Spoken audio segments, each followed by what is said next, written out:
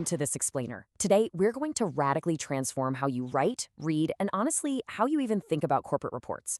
So I want you to think for a second about that one specific folder on your desktop. You know, the graveyard of attachments, the place where documents like Q3 underscore final underscore analysis underscore V2 underscore final.pdf go to slowly gather digital dust. If you've ever felt like you're pouring hours or maybe even days of your precious life into documents that just vanish into the corporate ether, never to be spoken of again, well, you are absolutely in the right place.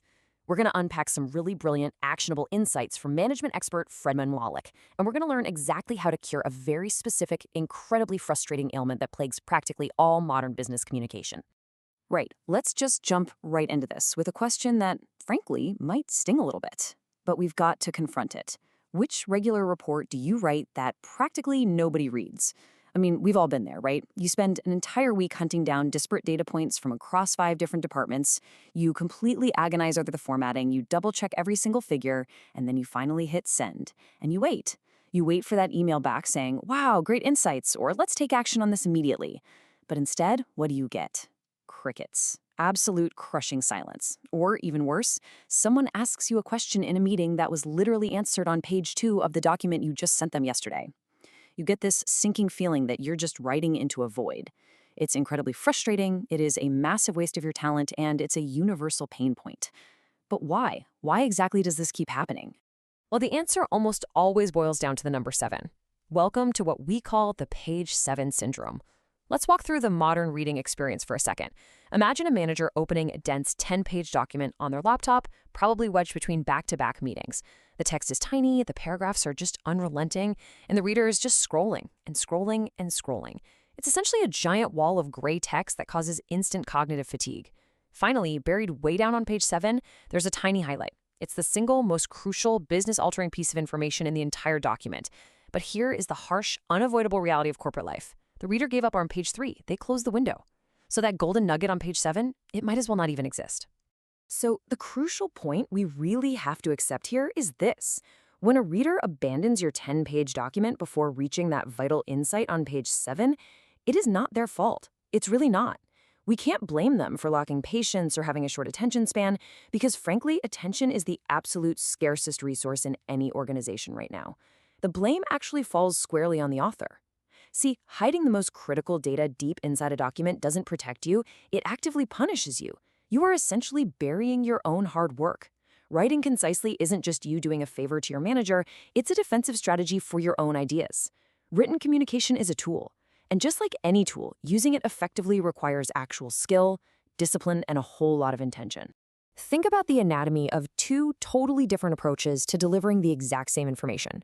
The first is your classic bad example. It kicks off with this massive, long-winded introduction explaining the entire history of the project, followed by a totally unstructured wall of text. And the key numbers? Yeah, those are buried somewhere near the very bottom. Just looking at it induces this immediate, visceral reaction of dread. Now, flip that and consider the alternative. A crisp, clear title that tells you exactly what the document is and what decision needs to be made. The absolute key information, the bottom line, is right there in the very first sentence. You've got sharp, scannable bullet points guiding the eye and visual charts breaking up the text. It is the delta between confusing, overwhelming bloat and sharp, actionable clarity. And this brilliantly illustrates a phenomenal insight from Fredman Wallach. He is razor sharp on this issue. He says, a bad report isn't just unengaging, it's a sign of bad thinking. I mean, let that sink in for a second. It's not just an aesthetic issue, right? It's an intellectual one. Because if the author themselves doesn't know what is truly essential to the business, the reader has absolutely zero chance of discovering it. A bloated report usually just means the author hasn't done the incredibly hard work of synthesizing the information. They've essentially just dumped their entire notebook onto the page and outsourced the actual job of finding the meaning to the reader. Okay, so how do we actually fix this bad thinking? We have to anchor ourselves to a foundational philosophy. Every single effective management report must fundamentally be these 4 things: short, simple, logical, and truthful. Short means ruthlessly respecting your reader's time, getting straight to the point. Simple means making the complex accessible, stripping away all that unnecessary jargon so anyone can grasp the stakes. Logical means the narrative flows effortlessly, right from the problem to the root cause to the proposed solution, without forcing the reader to jump back and forth. And truthful? Well, that doesn't just mean not lying. It means not hiding bad news behind vanity metrics or burying a missed revenue target in paragraph 4.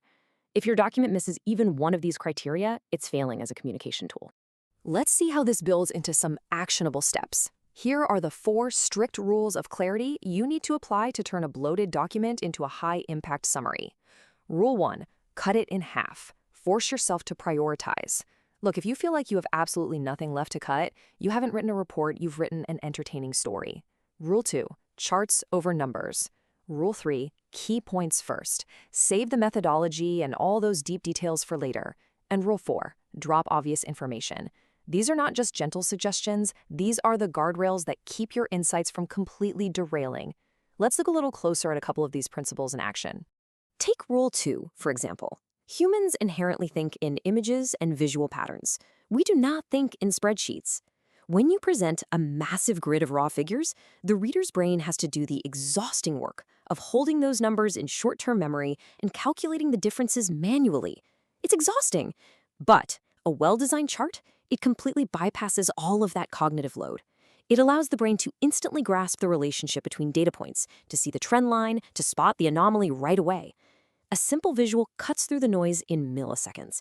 It does the work that an entire page of text often completely fails to achieve.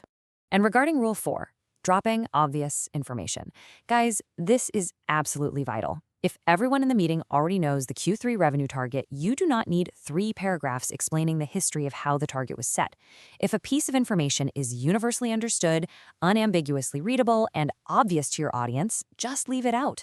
Do not include things just to fill space, or worse, to prove how much background research you did. Empty text is the ultimate enemy of attention. Every single useless sentence you leave in actively drains your reader's focus, it tests their patience, and it pushes them one step closer to closing the document entirely. Which brings us to the ultimate goal, the absolute holy grail of report writing, the power of page 1. This is a complete paradigm shift.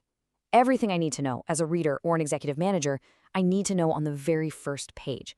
And I don't mean starting on the first page and sort of spilling over onto page 2. No, I mean on it. Executive attention spans are measured in minutes, sometimes literally seconds. If a critical decision needs to be made, you absolutely must design your document so that the decision can be made based entirely on the contents of that very first page. Now, I know exactly what you might be thinking. But wait, what about all my methodology? What about the nuance, the background data, the qualitative surveys? Well, that brings us to our next point, which honestly should relieve a lot of anxiety for you. The rest of the report is just proof. Any pages that follow page 1 aren't useless, but they are not the main event. They are merely backup evidence. We so often write long reports out of fear, right? Fear of being asked a question we can't answer. But the appendix is your safety net. It exists solely for the reader to verify the details if they feel the need to dive deeper. The heavy lifting, the actual synthesis, has already been done right at the beginning. So how do we practically apply this? Well, this is the exact, strict, action-oriented formula you should use as your blueprint for the very next report you sit down to write. First, write only a summary page. Give it a clear, declarative title that states exactly what it is. Then, highlight 3 key numbers. Why 3? Because working memory struggles with more than that, and prioritizing 3 forces you to figure out what actually matters. Finally, include 2 charts to visualize the narrative. That is the framework. A title, 3 numbers, 2 charts. Literally nothing more is needed to convey the core truth of your project. I want to leave you with a final empowering thought here. It takes incredible confidence to be brief.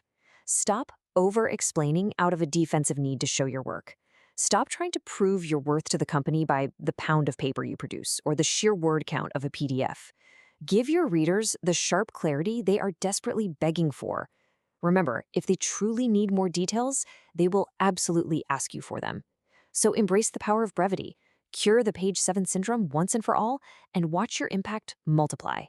So I want you to ask yourself, when you sit down to write your very next report tomorrow morning, what are you going to cut?